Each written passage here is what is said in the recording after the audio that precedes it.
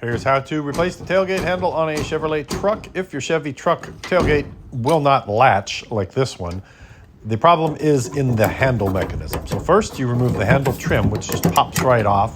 And if we put it down over here, you can see there are 4 little hooks on each side. You may be able to reuse that if you don't wreck it when you pop it out. It pops out pretty easy. And then up there you can see those rods don't move at all, the left and right rods, because they're all rusted shut. And the rust is in that pivot joint, that silver circle that you see right there. It's kind of hard to see, but that's where it's gotten rusty. So before you replace it, you might want to open it up and then see if you can break it loose. Do something like PB Blaster or liquid wrench to spray up in there and loosen it up. And for some people, that's all you need to do. You don't need to buy any hardware, and it's free. In my case, that didn't work. So to replace the handle, you remove the 3 bolts that are on the inside of the tailgate holding it in. They're very short little bolts.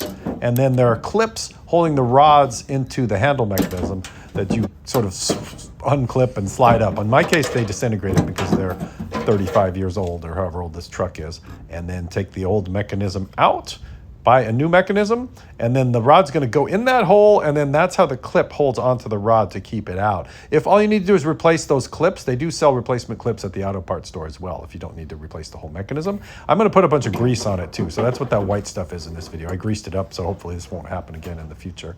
And then you take the rod and you put it through the little eye hole in the plastic and then tighten up the 3 bolts. In my case, I couldn't get these onto the rods without it bolted down, so I bolted the thing in place and then used a pliers, needle nose pliers sideways to pop it into place, and then put your bezel back on, your trim piece to make it beautiful for the people, and you are done.